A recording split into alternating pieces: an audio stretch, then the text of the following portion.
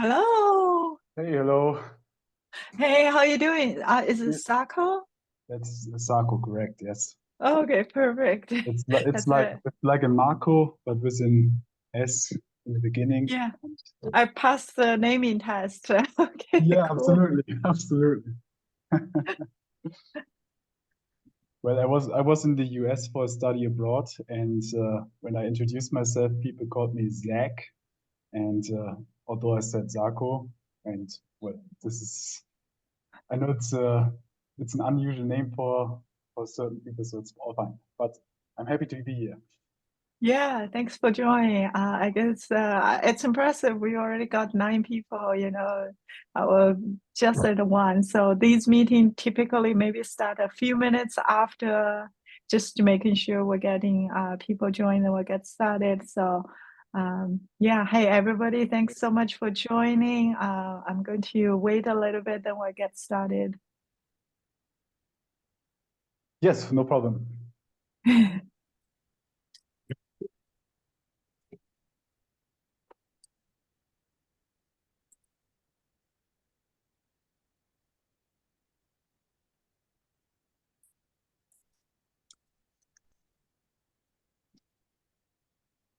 Hi, Peter. Hello. Hi, how you You doing? Yeah, I'm good. Thank you very much. So I had a good Istio journey, and also because of you having me in the beginning. Oh, You may remember we spoke, I think, in October or November, something like that. oh, we did. I speak to so many people. Yeah. Just just one special thanks to you again. Oh, thanks. Yeah, everyone remembers Peter. So actually, as people are joining, maybe one thing we should do is do a quick intro. If this is your first time joining this meeting, which I think some of you are your first time, maybe we can do a like 10-second intro before we get started. So if it's your first time, please mention it in the chat. I'll call your name. So we'll start with Marek.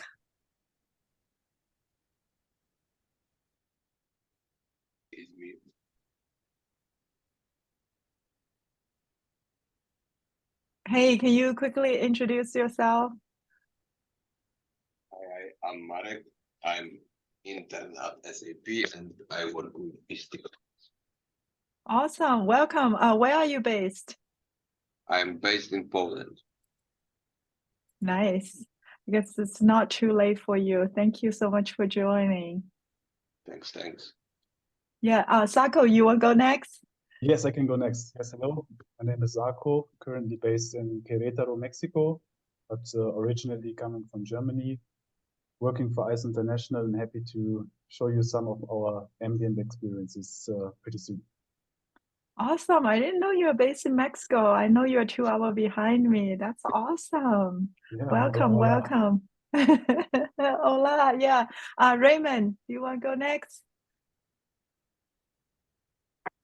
Hi, Raymond. My first time here. From New Jersey, Forbes. Really interested in learning about the ambient mesh. Awesome. Welcome. Thanks so much for joining, Raymond. Corrado? Yes, here I Yeah. am. Yeah, first time as well. I'm working with Saarko, so I'm kind of piggybacking on his experience and very excited. I'm also for EISST International. Awesome. Are you also based in Mexico? Or no? London. Linda, oh wow, I should recognize that. Welcome. Thanks so much for joining. John. Yes, hello. I'm based in the Netherlands. Um, I work for Wekamp, e-commerce company. And as far as my interaction with the Istio community, it's mostly been presentations at the Istio Day and the KubeCon stuff. But just literally 10 minutes ago, I figured, wait a second, there's a meeting. This is something that might be interesting. So I joined in, but yeah, glad to be here. Thank you for joining. I believe I met you before. You were one of our speakers on Istio Day, right? Yes. And I think we also met at the TOC No, that would be the tag. Anyway, it was in Oh, Paris yes. as well. Yes, that's correct. Yeah, and I was also a speaker at Istio Day on both this year and last year, and the in-between thing, I think in November or December. So that's correct. Yep. That's awesome. Thank you so much for joining. Welcome, welcome. And then we have another person, Jeffing. Hi everyone, I'm Jeffin Prince. I'm from India. I'm very excited and happy to be here. Thank you. Awesome. Thank you so much. I think we have pretty much all the different continents now. Thank you all for joining. With that, let's go ahead get started with our meeting. So before I hand over to Saarko to talk about ambient, his exploration, I want to quickly give everybody an update on what we are doing in Istio 122. I'm sure you guys all know we do have a release page that we've been kind of set up. This is how you follow in our wiki on the Istio release date. We try to, as much as possible as a community, follow the dates we set. There may be like one or few days or a couple of days delay in the past, but we're doing the best we can to follow the dates. In Istio 1.22 particularly, it's going to be one of our major releases that where you're going to see a lot of new functions into 1.22. And the most exciting feature that I'm personally very excited is about Istio Ambient. We're going to announce Istio Ambient goes to beta, which is where we recommend everybody to try to use in production. And to prepare for that, we've also updated the ambient document into, let me see if I have a page here. Okay, so in the preliminary doc which is where the next release is, we've been promoted ambient to a top level, and we've gone through updating, we're very busy updating the guides for everybody. So that's the major update for 1.22. Is there any maintainers on the call who wants to add anything they are particularly excited about 1.22?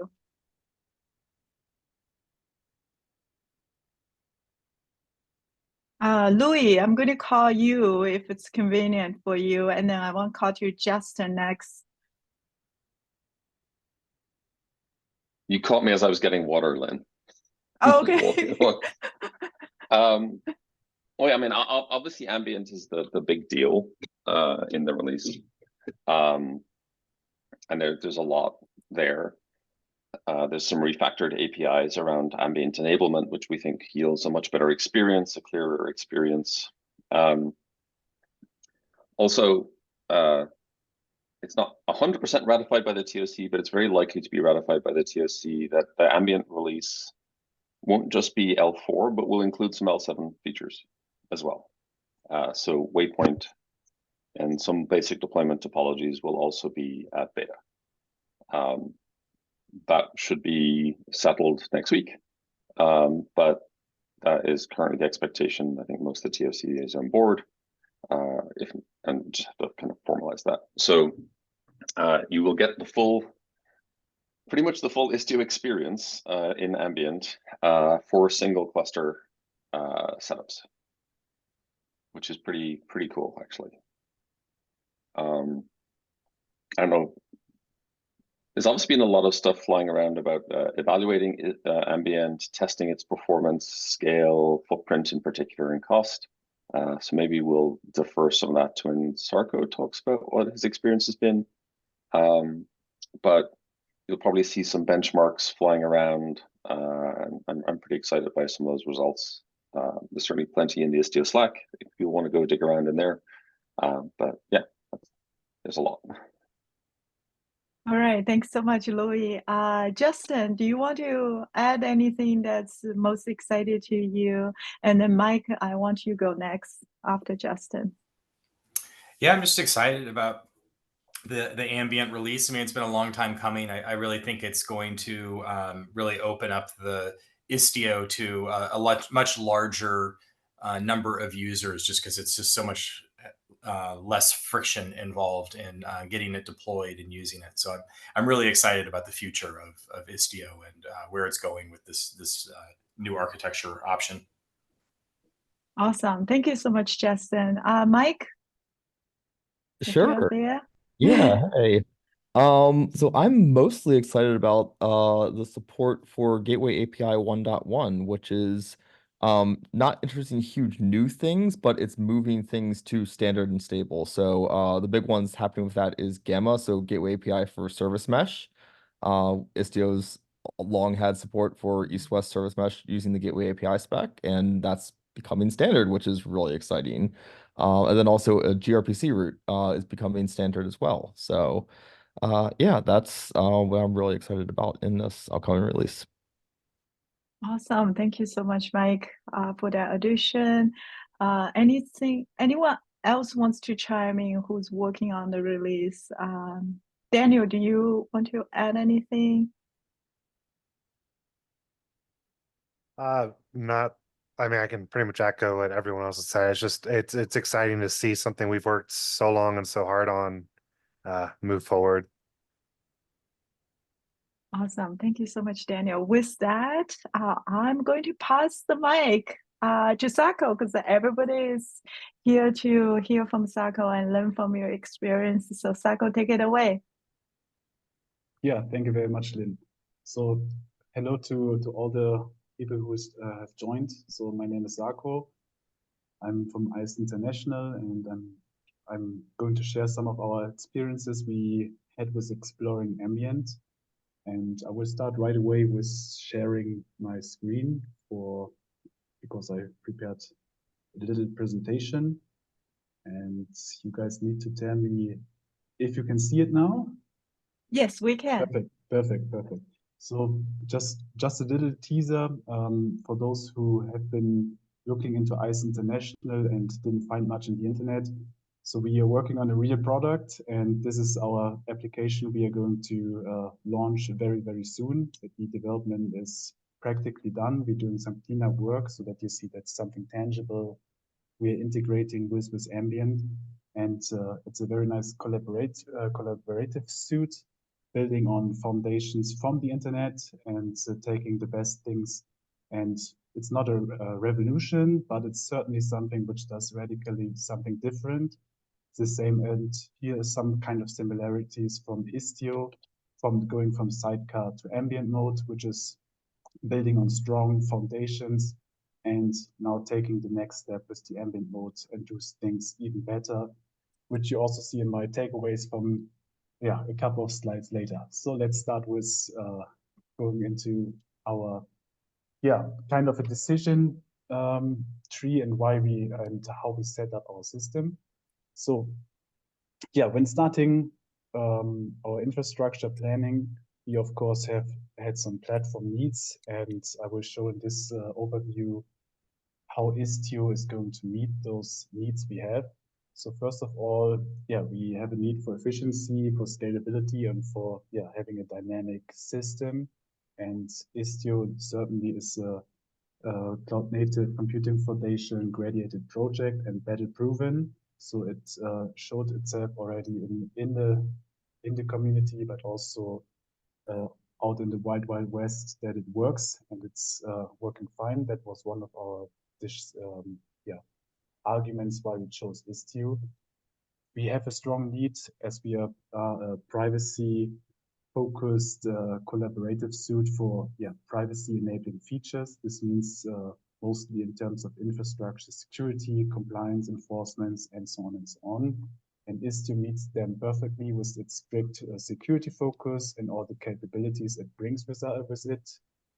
The next thing is also for our dynamic environment, we also want to have intelligent traffic management, so with green and blue deployments, and maybe also a staging environment in our single cluster. And Istio brings all those things as well. Same goes with observability, tracing, and alerting. These are things also being integrated with Istio, so it's another plus point for Istio why we chose it. So there we can notably say the integration with Kiali, Grafana, Jaeger, but also Prometheus for showing all those very nice graphs, which helped us a lot in debugging, testing, and so on. And last but not least, we do not want to put our foundation from the networking point on something which isn't really supported. So it must be, of course, also future oriented. And I think Istio, especially with the drive to ambient mode, also brings those continuous development and innovation driven. So that's something which gave us confidence to put our efforts into Istio and also use the networking and service mesh capabilities to power the system we have been building. And we are so far very confident and also happy with the decision we took. Before I now just briefly show the features of Istio we use, we also considered Cilium as a service mesh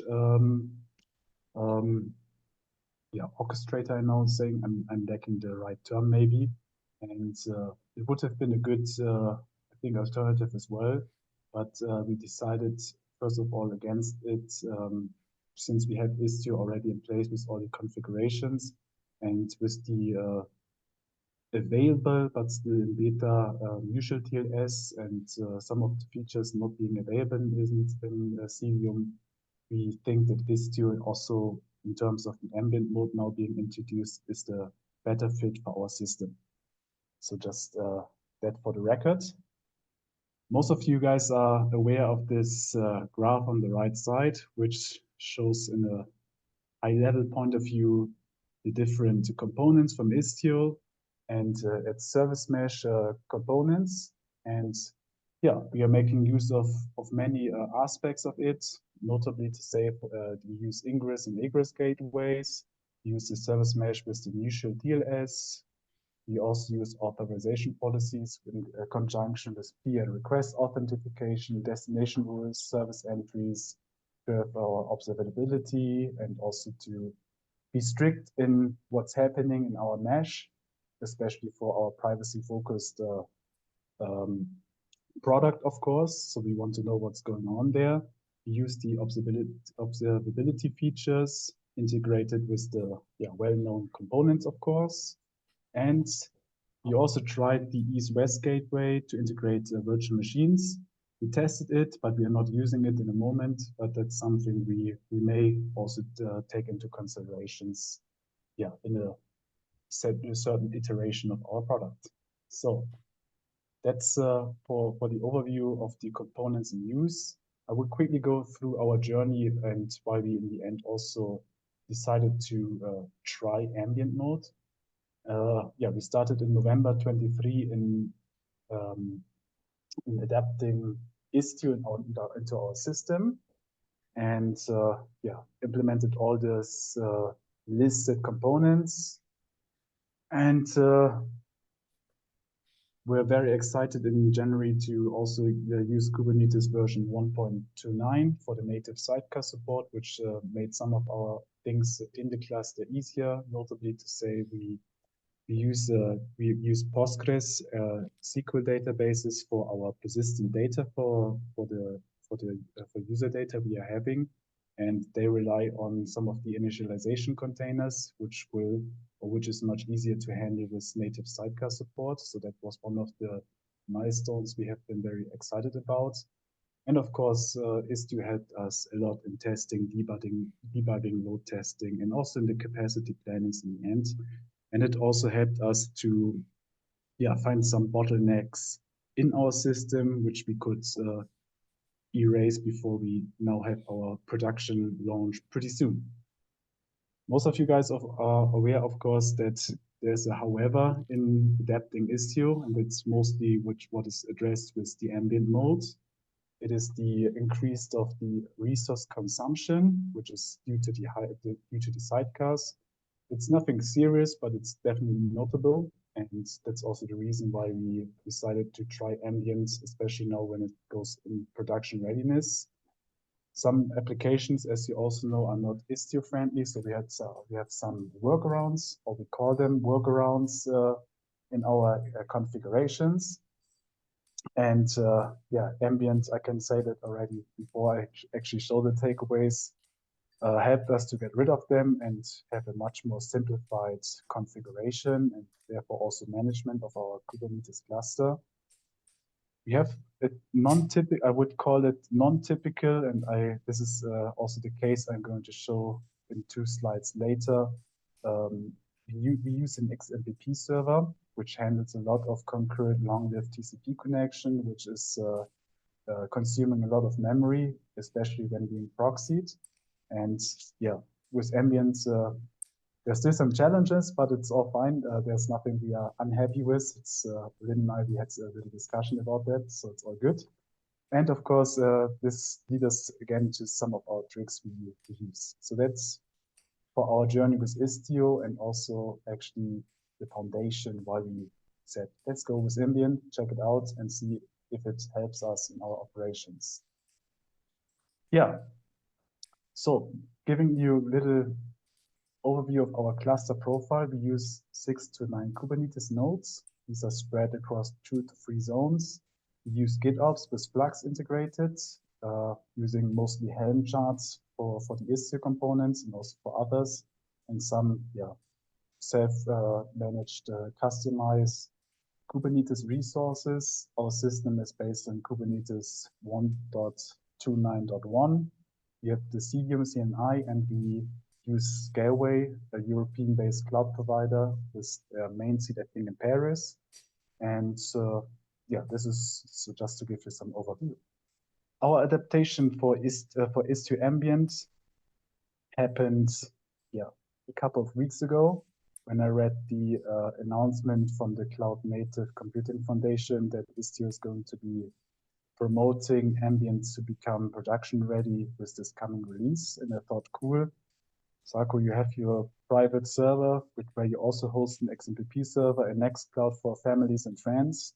And it's also using Istio sidecars, and it certainly needed an update. So this was my first test subject to implement Istio Ambient. It's a K3S system, and it doesn't have any networking policies from Kubernetes network policies. And just giving you the background, because it shows the migration process in a certain way with an active running cluster, although it's not a production system, it's more a private one.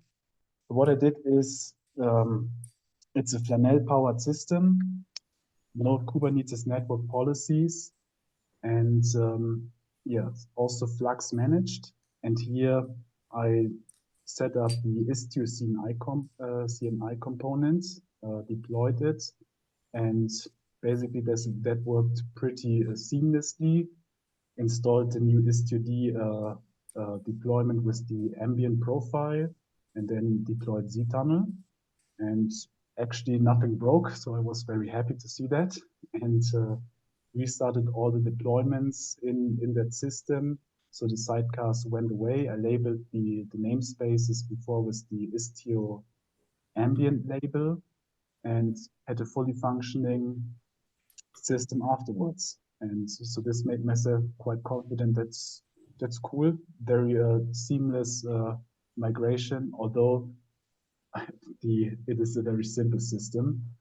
And that at least gave me some confidence to approach Corrado and say, let's try that. And in the test cluster with our current system, which is based on what you're seeing here, and go that step.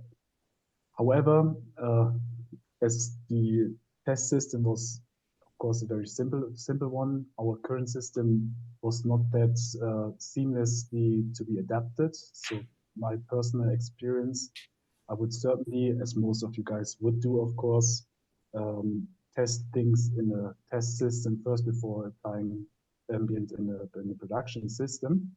And most of my challenges have been in getting network policies, Kubernetes network policies, to run together with ambient node.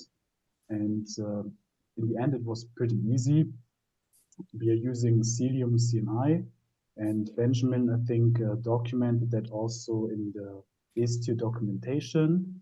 that when using Istio ambient modes in conjunction with Cilium and Kubernetes network policies, you need to whitelist a certain linked local IP address, which Istio ambient mode then lets through to pass health checks to the ambient enabled pods. And I did that also, but I used the cluster-wide policy, and this killed my first test cluster because I did not have network policies in all namespaces. So my solution in the end was just to apply this cluster-wide network policy, but just not cluster-wide, but just namespace only. So this was like my little journey and challenges I faced on the path in adapting ambient. And in the end, I would say it is very, very well designed, very well functioning, and also will simplify most of the operations also for many folks like us, like me and us managing Istio clusters. Okay, so now from this very big and actually also very fast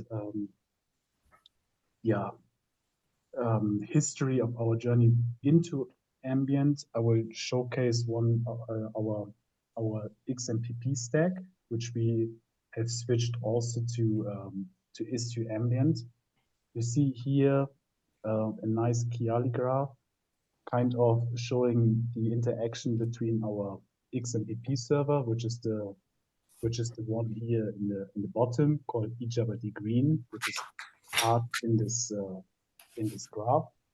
And you also see that this is consuming in this graph like 40,000 concurrent connections, and then using a Django HTTP backend for authentication. You see that it's a very busy line, and we also have a Postgres database which stores some state, especially contact lists of eJabberD users. And therefore, this is kind of giving you the overview of the stack we are talking about here in a moment. We are not using a gateway to forward the traffic to eJabberD, but we are just using a simple service type load balancer type for specific reasons, what you will see in the next slide. So this just is an overview to give you a feeling of the numbers I'm going to show you now.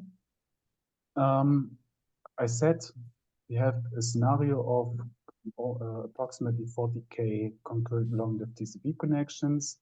This case is performed on 3 Kubernetes nodes, and it is approximately without ambient, but Istio, it has 24 injected sidecars.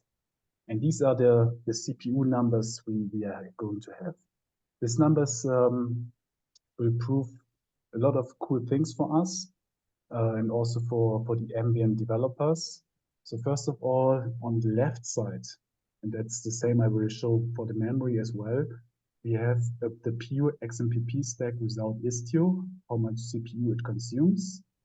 Then we will have the impact of the Istio sidecar injection on the entire stack, and then also how much CPU the potential gateway would use to handle all those 40K users, and then what the actual CPU consumption would be with gateway and Istio service mesh based on sidecars. The decision to use a service type, load balancer type for XMPP helped us to reduce the CPU consumption overall already by eliminating the gateway CPU resources.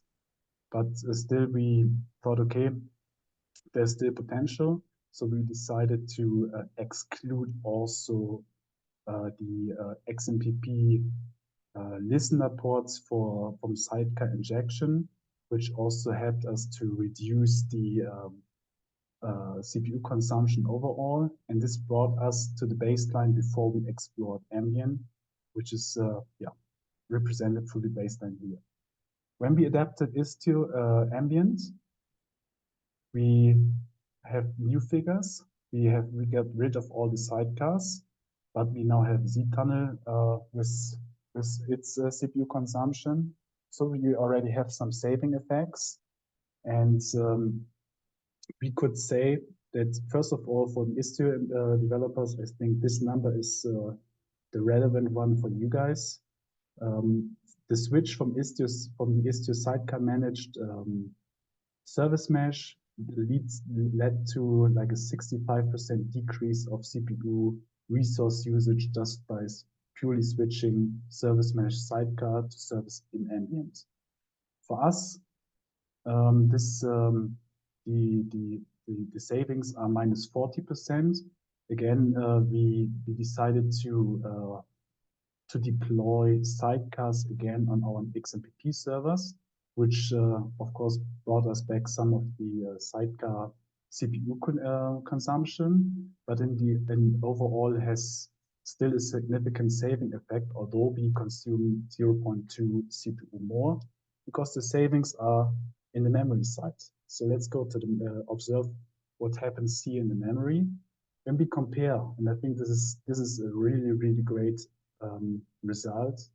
When we compare the XMPP stack from the memory consumption point of view without Istio, and in the end, with, I call it ambient mixed, we only have a increase of not even a half of a gigabyte of memory consumption, and have the full service mesh capabilities coming from Istio.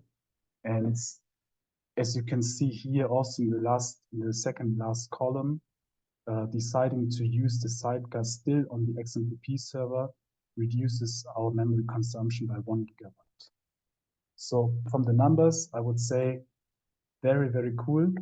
We have from the theoretical savings, from total service mesh enabled with sidecars, just by pure ambient modes, a reduction of 78% of memory consumption.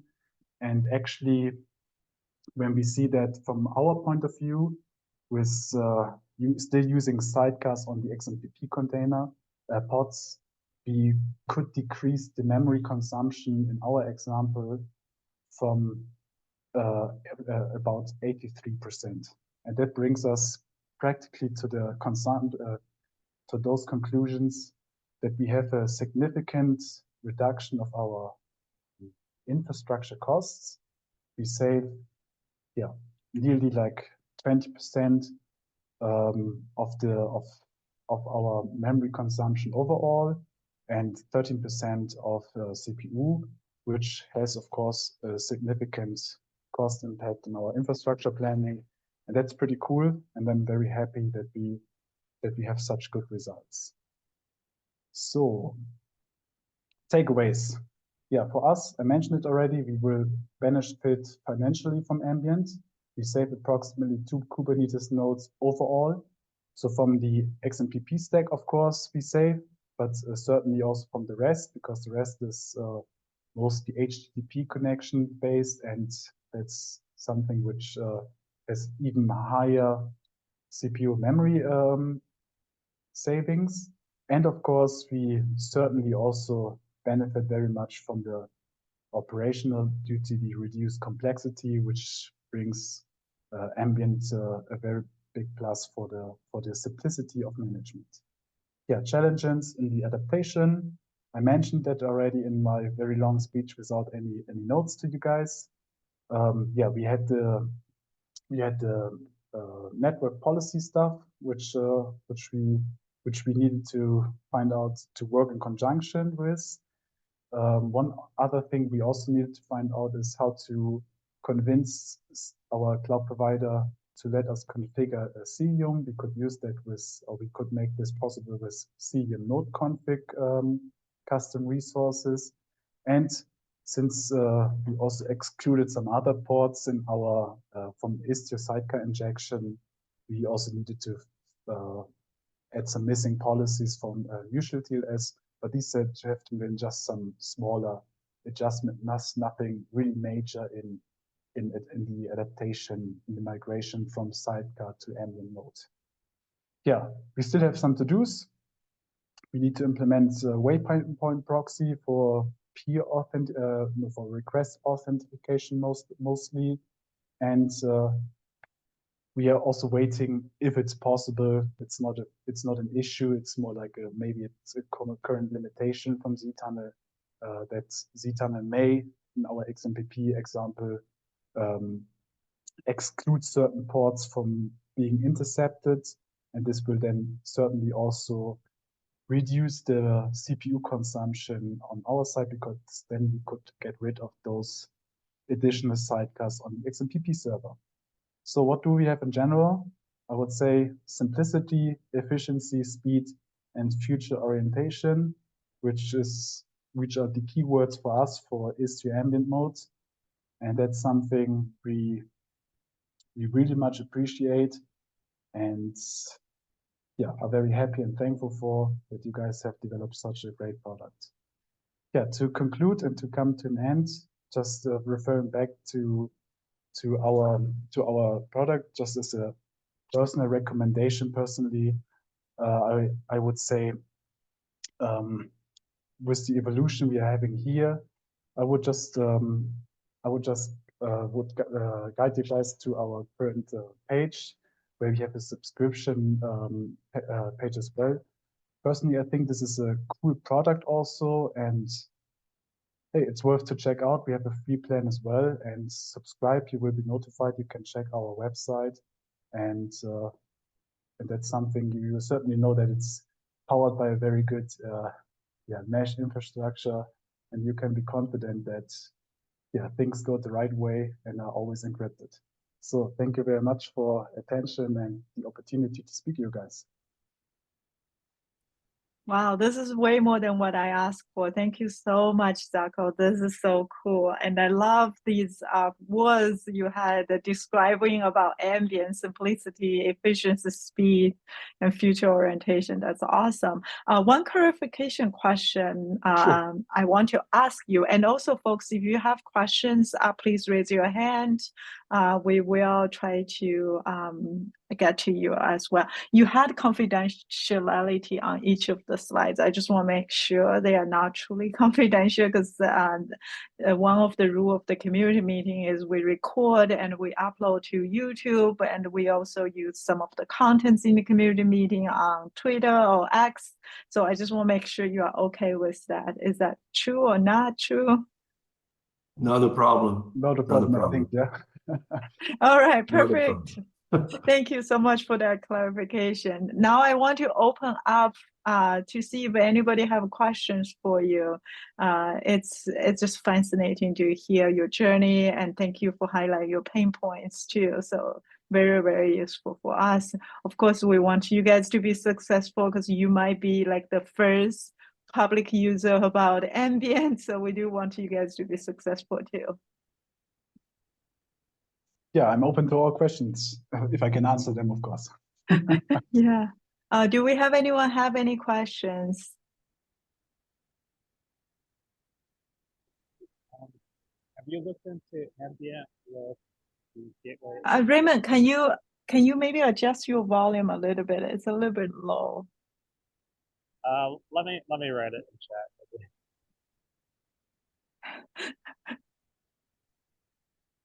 I think we can still hear you. It's just a little bit low on my end. I don't know if it's just about me, but yeah, but feel free to write it in the chat too. Would you be able to make the slides available, Saarko, for us afterwards? Well, I think that's no problem, right? Sure, no problem. All right, thank you. Okay, Raymond has the question. Have you checked out the ambient with Gateway API and the Gamma? Oh, that's a great question. No, I haven't.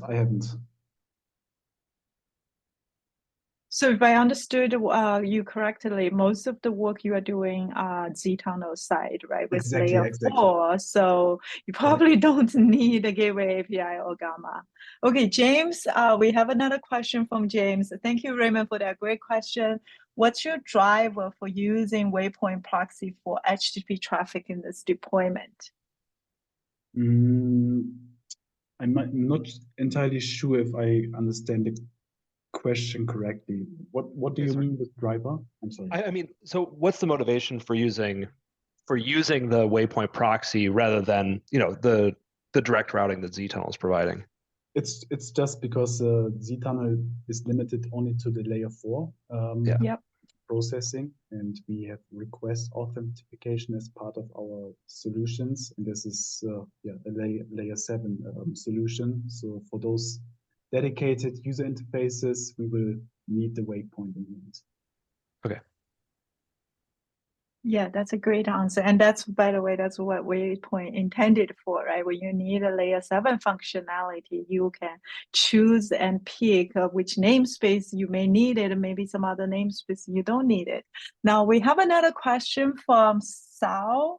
I don't know if I pronounced your name correctly. What were the biggest challenge in implementing Prometheus? That's a good one. Saarko, you want to take that? Yeah, that's actually, it's a nice question. So I remember when I set up Prometheus with Istio sidecars, and it took me hours to like getting the certificates correct and yeah, switching to ambient. It was just like apply and it was running. So there was no challenge at all, honestly. Yeah, definitely. And I wanted to give you a link in the chat to John Harbour's blog. Typically in traditional sidecar, there's a lot of challenging with Prometheus, right? Because on the end of the Prometheus, do you inject sidecar, right? How do you handle mutual TLS from your services in the mesh? So this is an area ambient is known to make it so much easier. So definitely check out John's blog because I think he articulated that really, really well. We have another question from another John.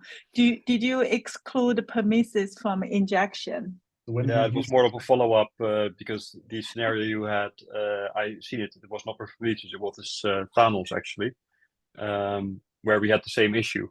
So if you use gRPC, usually it expects HTTP2, which usually expects a certificate. However, if it's not in the mesh, then we also found that, of course, it would not trust the Istio certificate authority, so it wouldn't be able to scrape anything or send any data. But when we enabled injection and disabled the local encryption, so Prometheus and Thanos would both not do the encryption decryption themselves, but delegate that to the injected sidecar, then it would work. But I suppose that is exactly the same thing that the ambient solves. So it's pretty much the same solution. So it's good to hear that it still that it works. Yeah, it's amazing. I'm just happy that it works so easily, and this is one of the complexity drivers, which is just gone. Yes, exactly. So John, do you mind if I ask you how long it took for you to think out that solution to inject the psychiatric Prometheus? I think it probably take a few hours or many hours.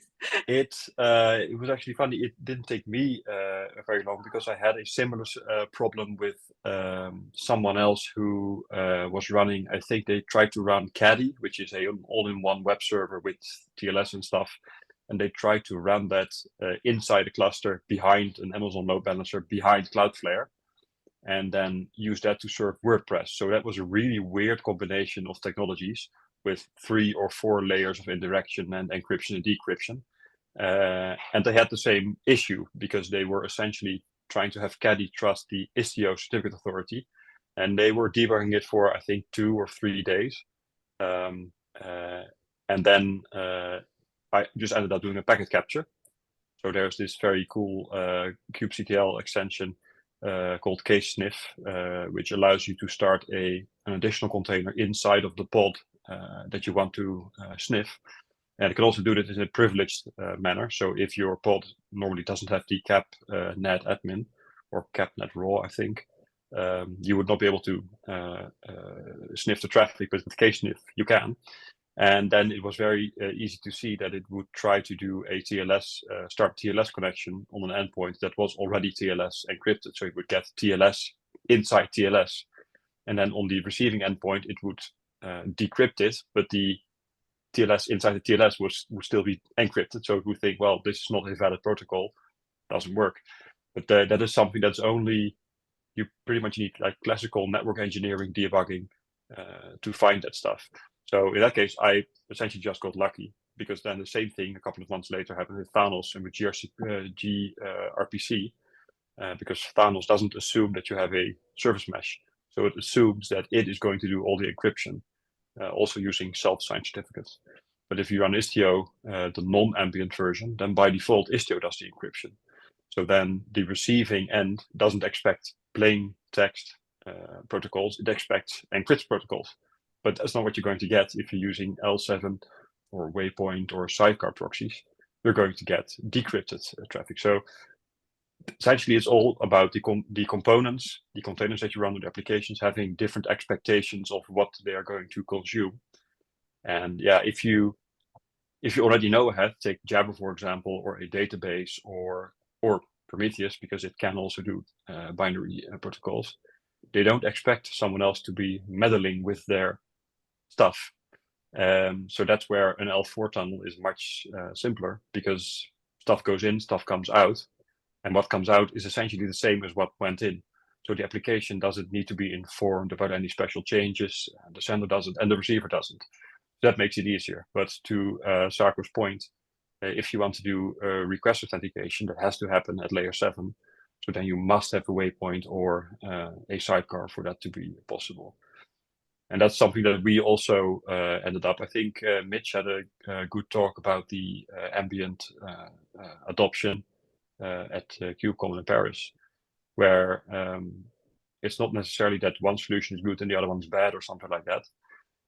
But the pain points for people who have a mesh that already works are, well, like Saarko, mostly about CPU and memory. And if it doesn't work, well, then ambient is a double solution, because it consumes less and it also probably does work where your full mesh with your sidecars does not work. So that's a pretty cool distinction. But he also said, well, if it is already working and your savings aren't that great, then migrating towards ambient mesh, usually it doesn't feel like it's going to give you as much right now. But that's because the L7 support is still one more release away, I suppose, before that's fully fledged. Yeah, the way it is right now, it is still super useful. Yeah, actually, you may join a little bit late. When Louis mentioned what he is excited about the next release, we got most of us approved to declare layer 7 also as beta in the next release 1.22, which is in 2 weeks, 3 weeks. Yeah, so we will make that available for you all to try as well.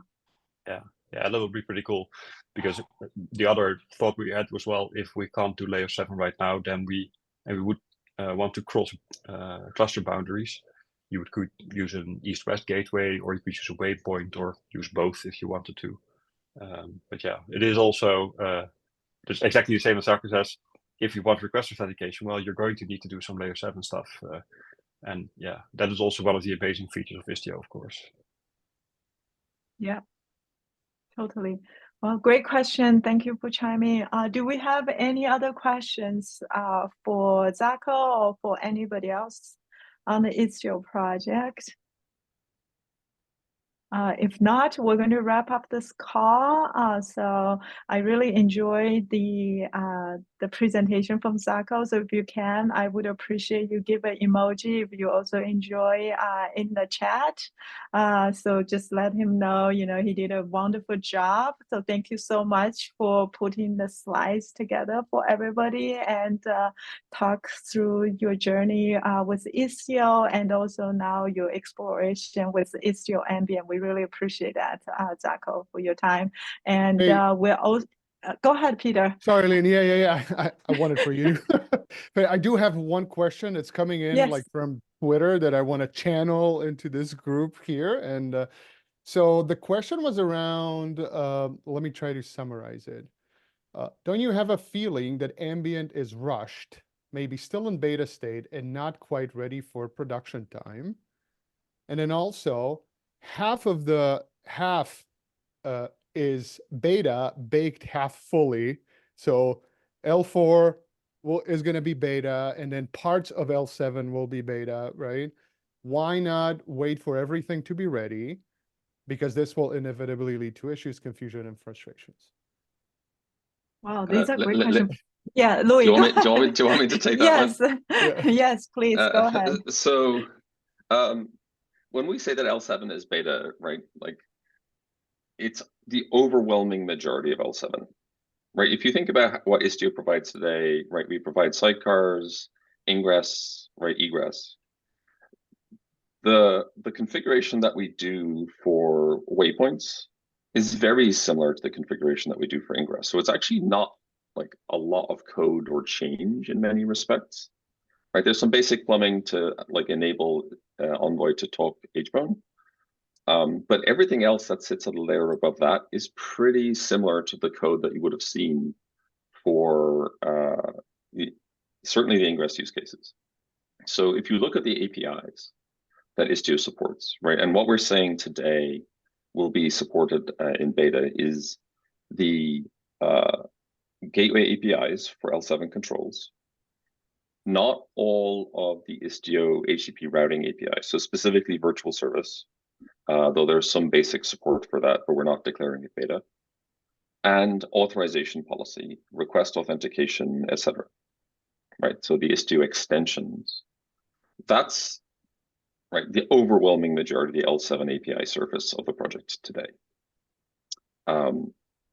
So really the only gap in terms of L7 control is virtual service, right? And we're just not declaring that beta because we don't have all the test coverage for that we'd like, but we do have it for gateway. That's a really extensive L7 control surface.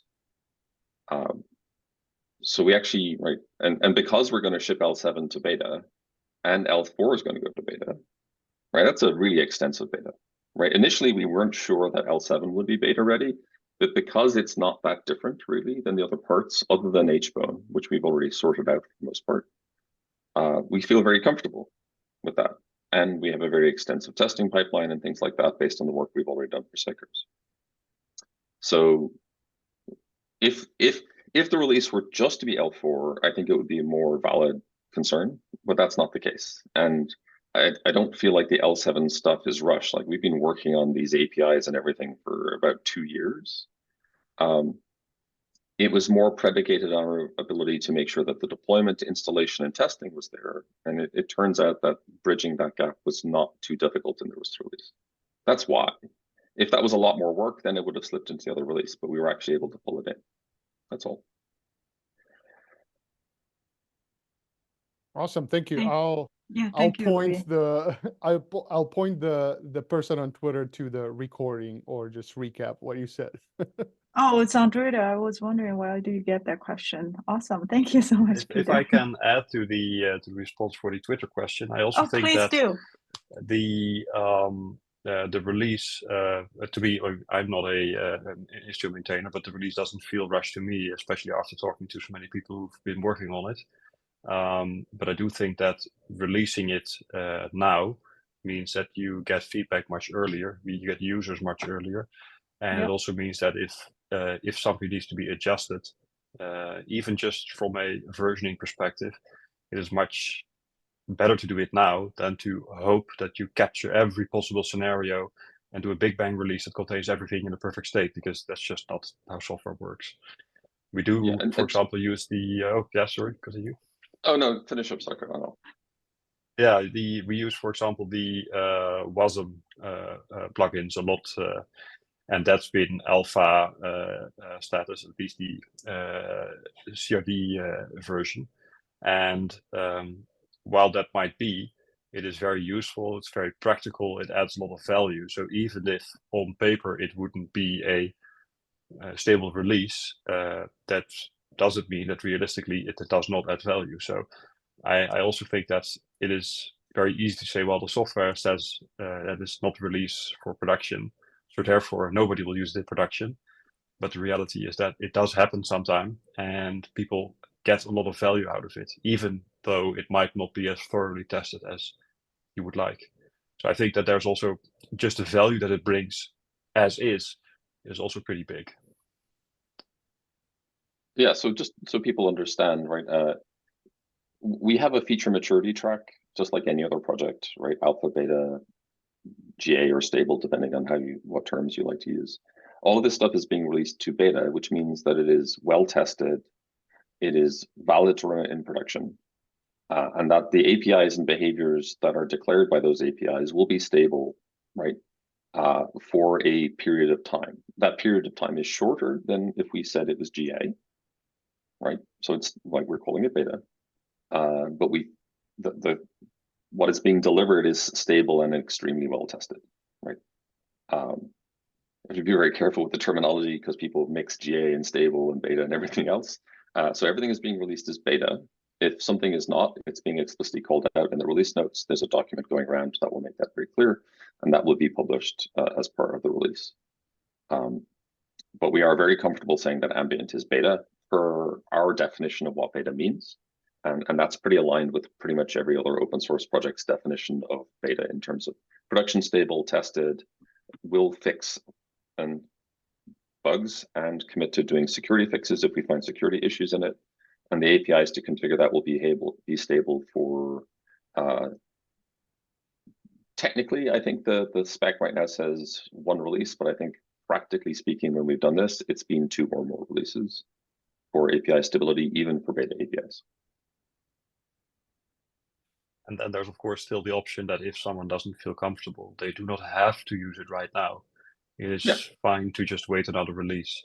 I've seen it happen plenty of times, even if there's something that is released as stable, and per documentation it is stable and it has been tested, it has been proven, and people will still say, well, I'm just going to wait it out 1 more release. That's also fine. So I do think that when someone doesn't feel comfortable with it for whatever reason, you don't have to use it right away, and that's okay. Yeah, I think you're right on. I mean, as a project, we work on this for almost 2 years now, right? So we want to get the feedback, right? So like the feedback from Saarko and now from you, John, it's particularly helpful to move the project to a healthy way, right? We want ambient to be the service mesh that have this simplicity, you know, binding to user's mind with the complexity of Istio, right? Yeah. Awesome. I guess we're pretty much right on time. Is there any other closing thought anybody wants to ask or mention or share?